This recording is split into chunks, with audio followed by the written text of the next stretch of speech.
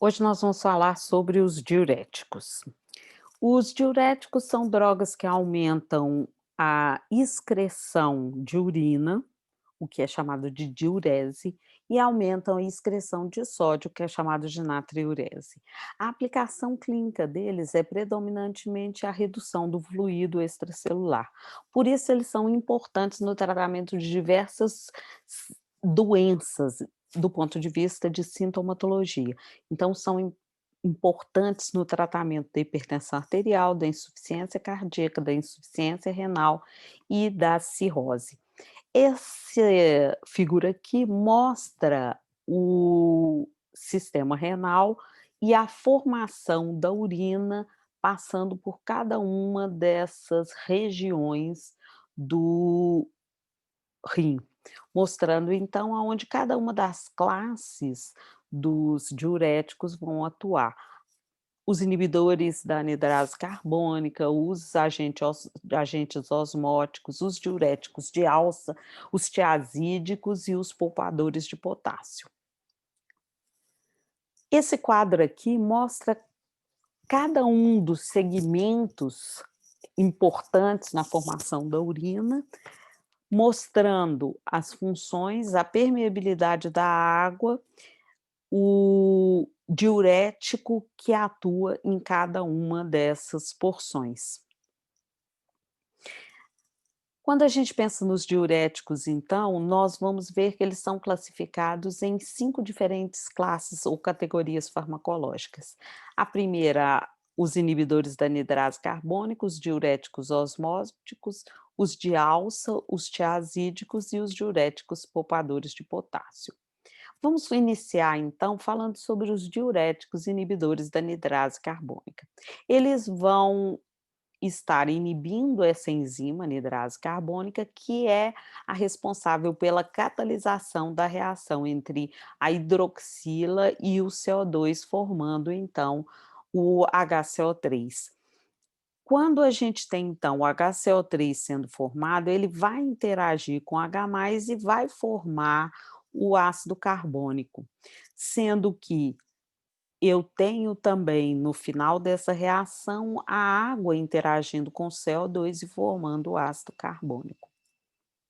Os diuréticos de alças, então, dos quais um exemplo que a gente tem é a acetazolamida, eles diuréticos de alça não, desculpa, os diuréticos inibidores da anidrase carbônica, cujo um dos exemplos dele é a acetazolamida, eles têm uma ação, diurética baixa, reduzida, eles vão inibir então a reabsorção do HCO3. A gente tem essa droga acetazolamida, que é um inibidor da anidrase carbônico, sendo usado por via oral ou por via intravenosa, e eles têm como resultado da sua ação diurética, uma alteração no pH urinário. A excreção, é vista principalmente acontecendo através da secreção tubular no segmento S2 do túbulo proximal e reduzindo dessa forma a necessidade de doses maiores em pacientes portadores de insuficiência renal. Ele tem, então, como eu já disse para vocês, uma eficácia diurética baixa e é usada em vários tipos de situações edematosas, quadros principalmente de edemas associados a alterações do pH, sanguíneo. Elas são usadas na prevenção também e no tratamento da doença aguda da montanha, porque essa doença aguda da montanha, ela tende a fazer uma alteração no pH sanguíneo. E dessa forma, a utilização dos inibidores da anidrase carbônica vão impedir a instalação do quadro de alcalose no indivíduo, que é um fator determinante para a hipóxia e para o edema pulmonar, que é característico na doença aguda da montanha.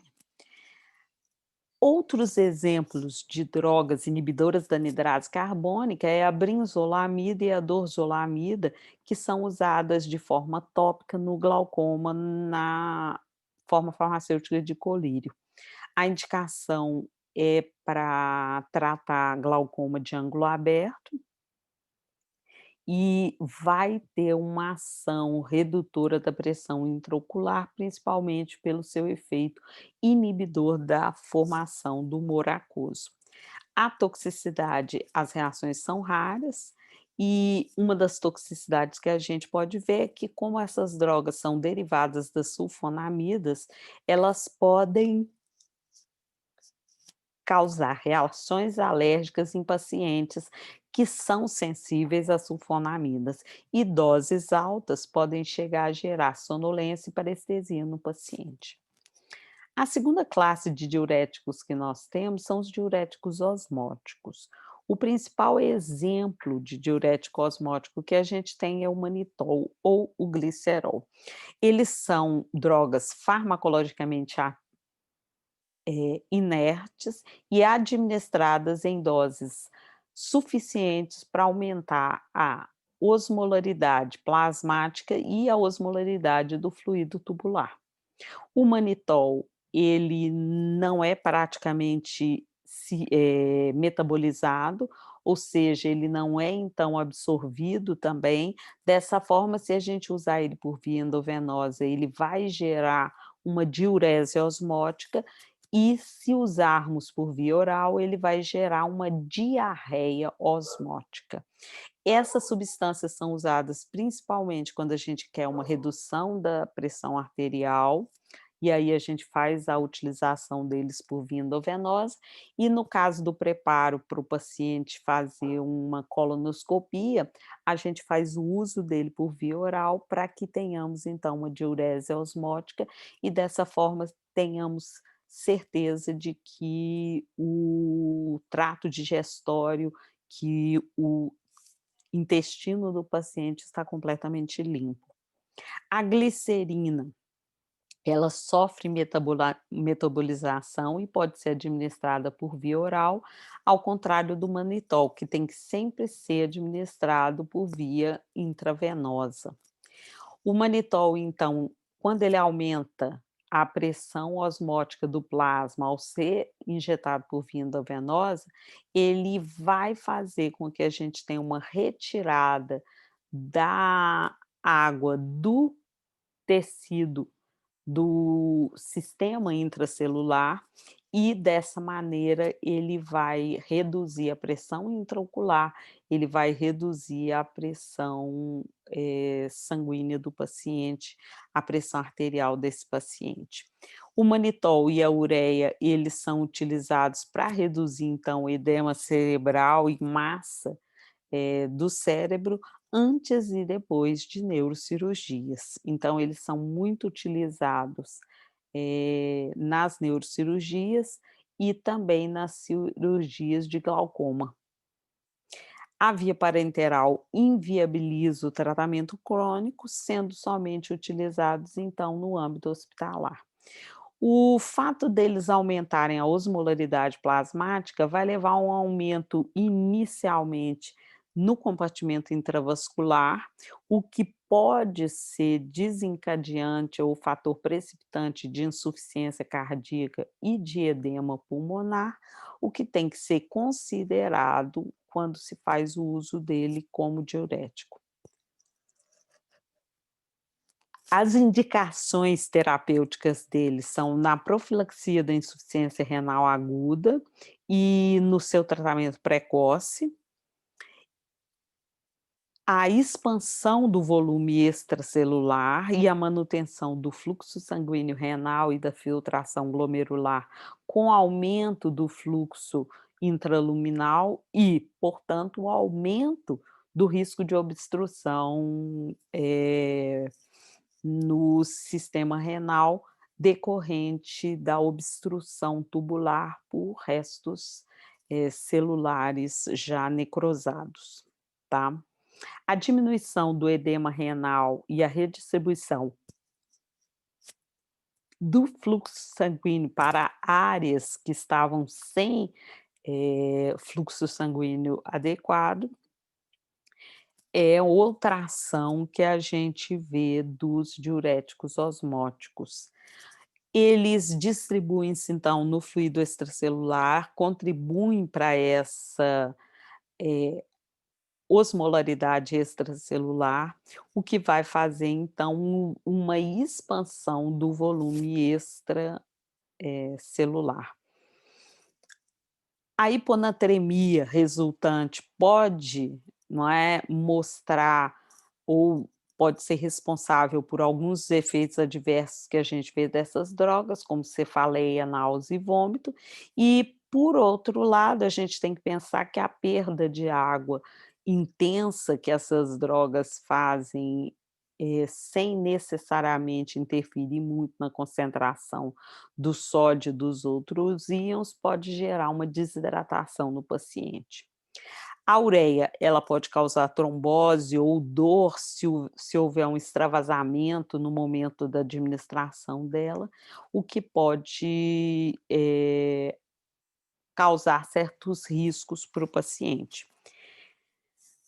Tanto o manitol como a ureia estão contraindicada para pacientes com sangramento craniano ativo e a glicerina, por ser metabolizada, pode causar um aumento na glicemia.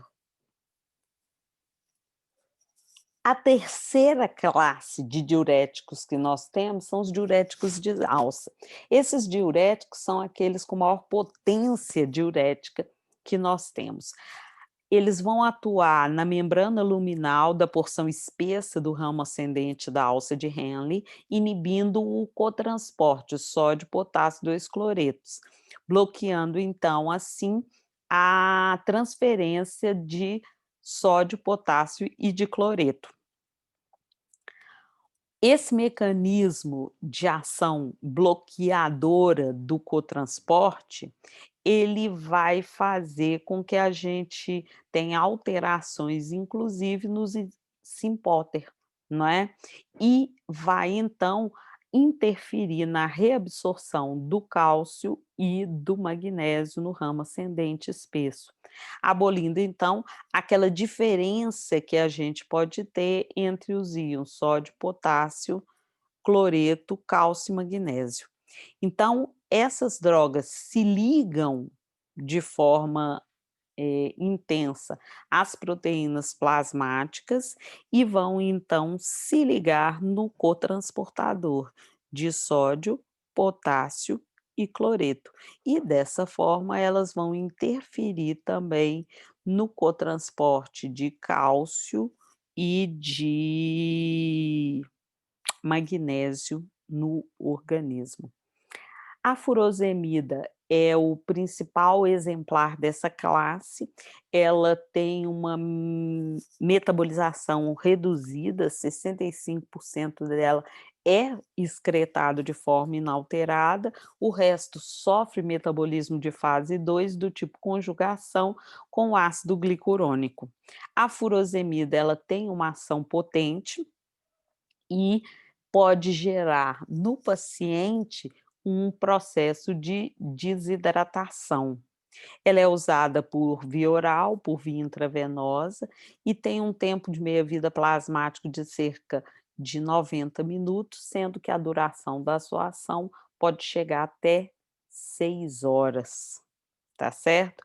Ela vai então ser indicada para tratamento de edema pulmonar agudo, para tratamento de insuficiência cardíaca e alguns casos de insuficiência renal. O que que ela vai gerar? Bom, ela tende a fazer uma alteração nos níveis de potássio e de cloreto no organismo. Então ela gera uma hipercalemia após o tratamento, usando essa droga. O que que nós vamos ter? nós vamos ter, na insuficiência renal aguda, ela aumentando o fluxo de urina e a excreção de potássio, podendo então converter uma insuficiência renal oligúrica numa insuficiência renal não oligúrica, o que vai facilitar o tratamento do paciente. Mas eles não tendem a diminuir, não é, o processo de insuficiência renal. Ele vai então alterar as concentrações de potássio, tá? Então você vai ter uma hipercaliemia leve após o tratamento agudo com essas drogas, e você tem então, depois, uma excreção urinária de potássio significativa, como um meio mesmo de reduzir esse aumento do potássio. A gente tem, algumas alterações no trocador e a gente vê que a furosemida tem como principal indicação a redução de edema, principalmente em pacientes com insuficiência cardíaca. Além desses efeitos indesejáveis na alteração do equilíbrio hidroeletrolítico, a gente vê também a furosemida como uma droga capaz de causar uma ototoxicidade. Ela diminui a acuidade auditiva do paciente. Ela também está indicada para pacientes com edemas menores e ela tem uma ação interessante no tratamento de hipercalcemia, porque ela aumenta a excreção do cálcio urinário. Como toxicidade, a gente vê a ototoxicidade, que eu falei com vocês, que pode ser manifestada como uma acuidade auditiva reduzida e a presença de zumbidos, além da sensação de vertigem. Essa ototoxicidade normalmente é reversível com a redução da dose ou com a retirada da medicação.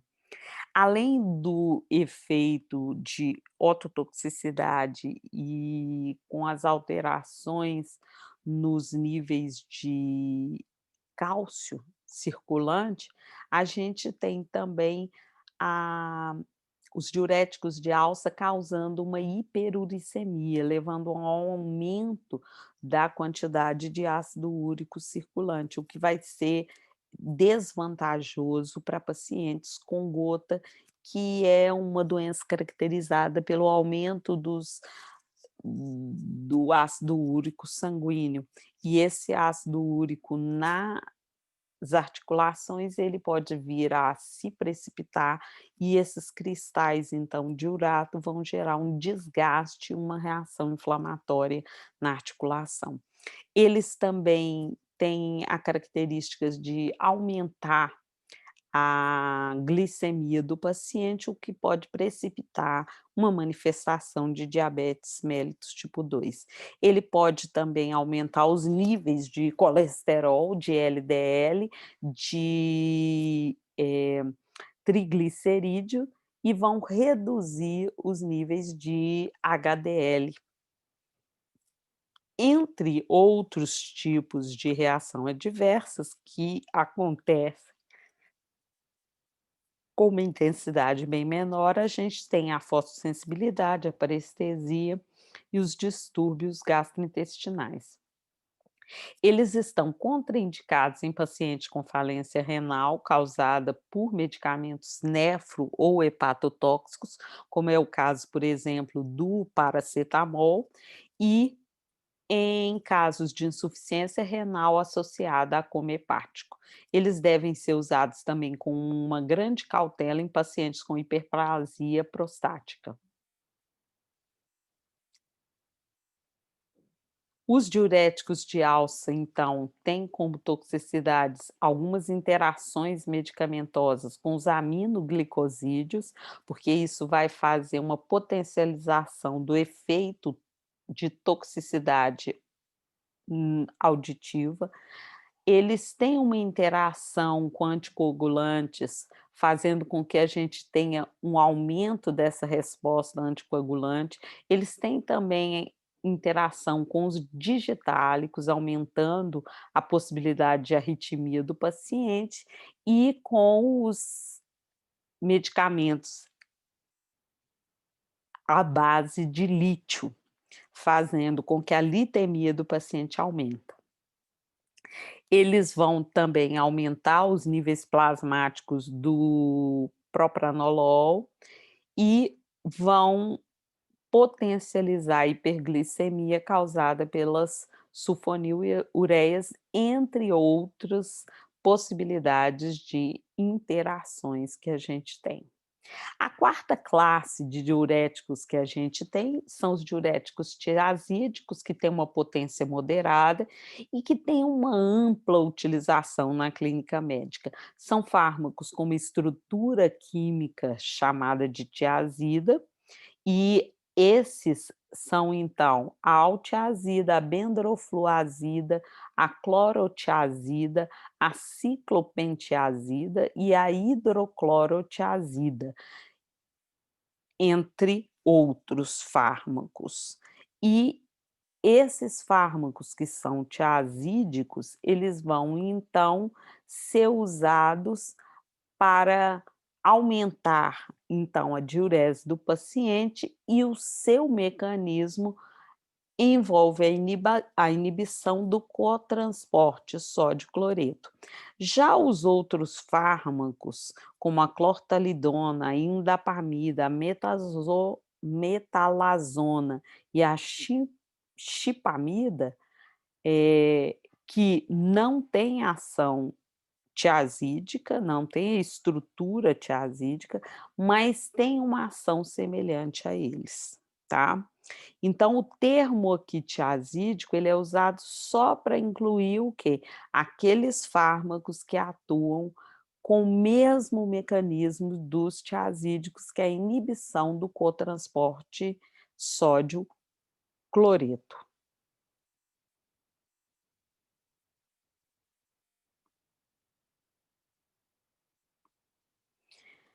Eh Opa, tá voltando em vez de ir. Então, como que eles atuam? Essas drogas vão atuar no túbulo, contornado distal, aonde nós temos na alça de Henle, onde nós temos então o transportador a sódio, potássio ATPase.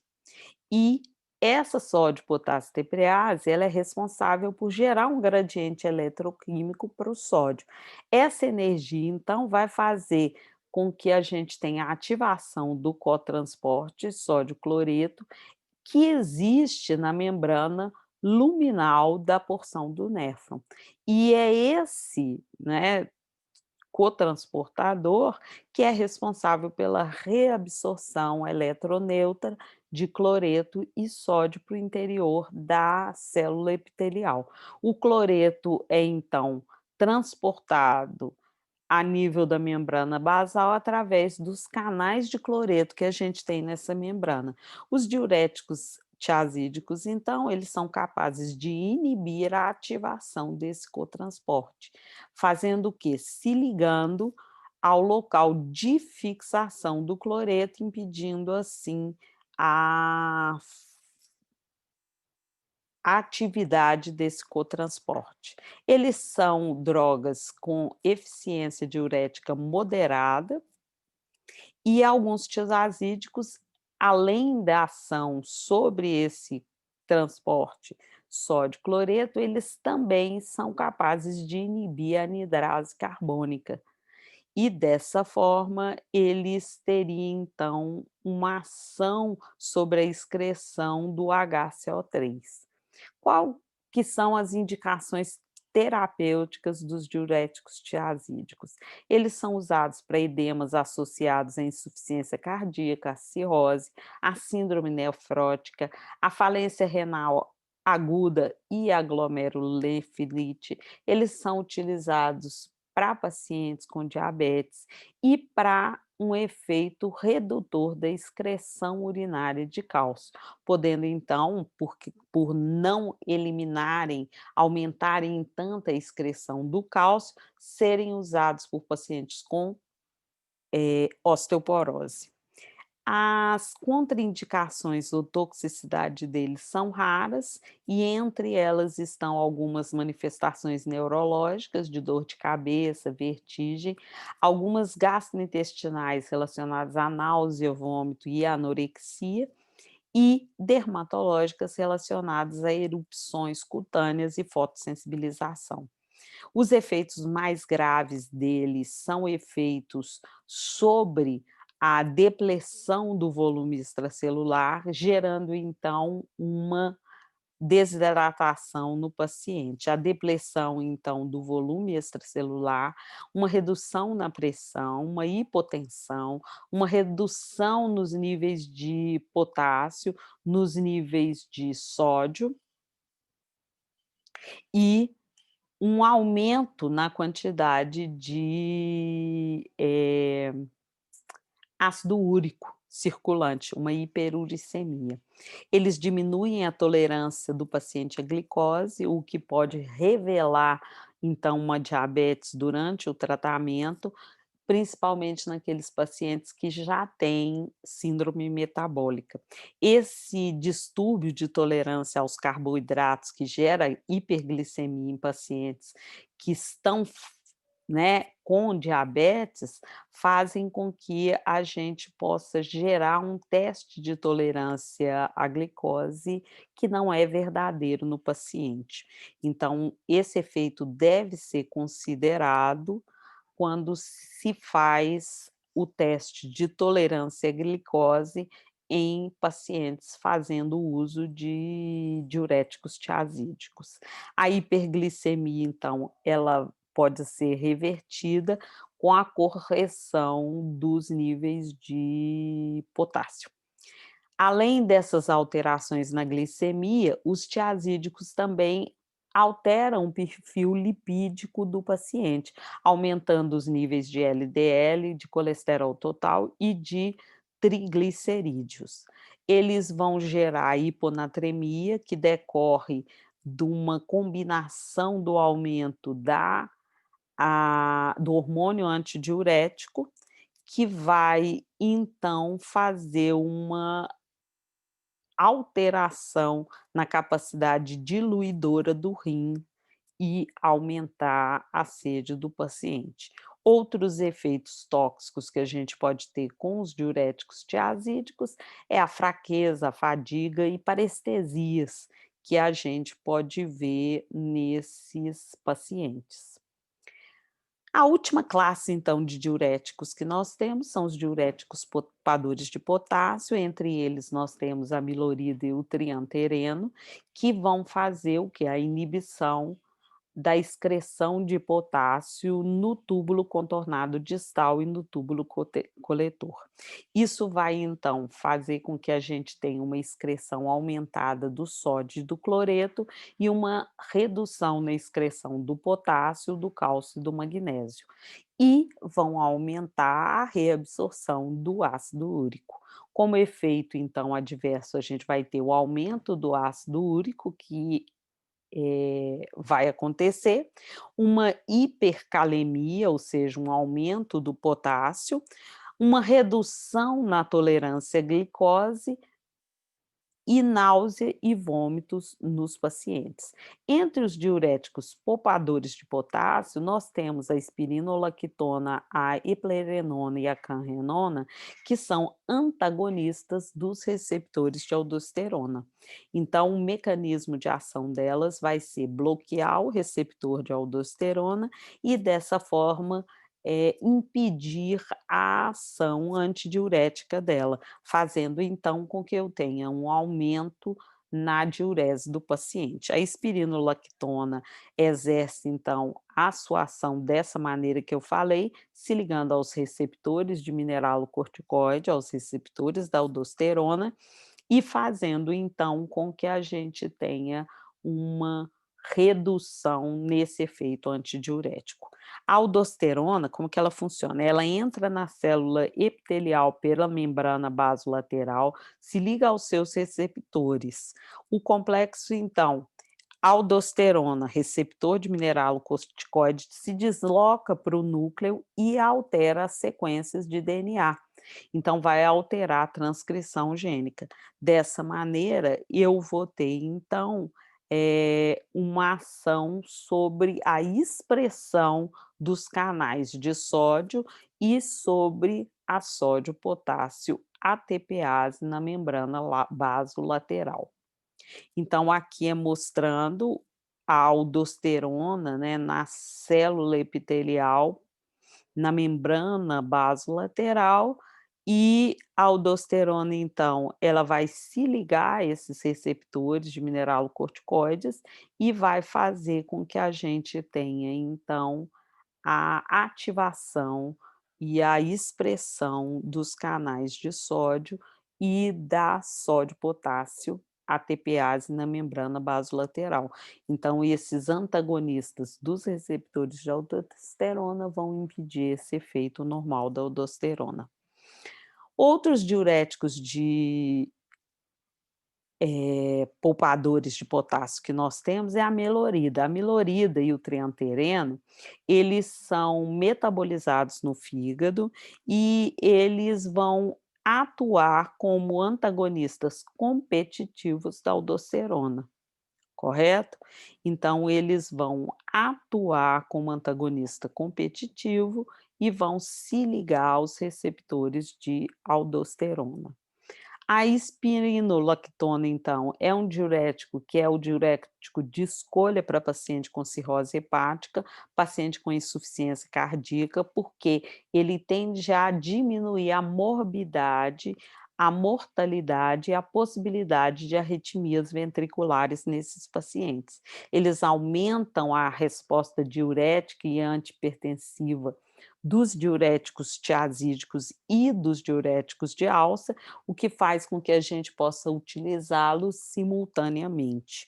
E, como eles são poupadores de potássio, eles tendem a manter os níveis de potássio adequados nos pacientes. Eles vão, então, gerar um aumento dos níveis de potássio, o que pode ser até mesmo fatal para o paciente, por isso a concentração tem que ser muito bem definida, são contraindicados para pacientes que já têm aumento do potássio, porque aí eles podem ser fatais mesmo. Eles podem gerar ginecomastia, que é o aumento da mama, eles podem também alterar a libido, reduzindo, além de gerar impotência no paciente. Desculpa, saiu aqui da eh, da tela cheia. Aqui a gente vai ver algumas, dosagens que são usadas dos fármacos poupadores de potássio e da hidroclorotiazida, e aqui as possibilidades de alteração do pH que cada uma das classes diuréticas tende a gerar.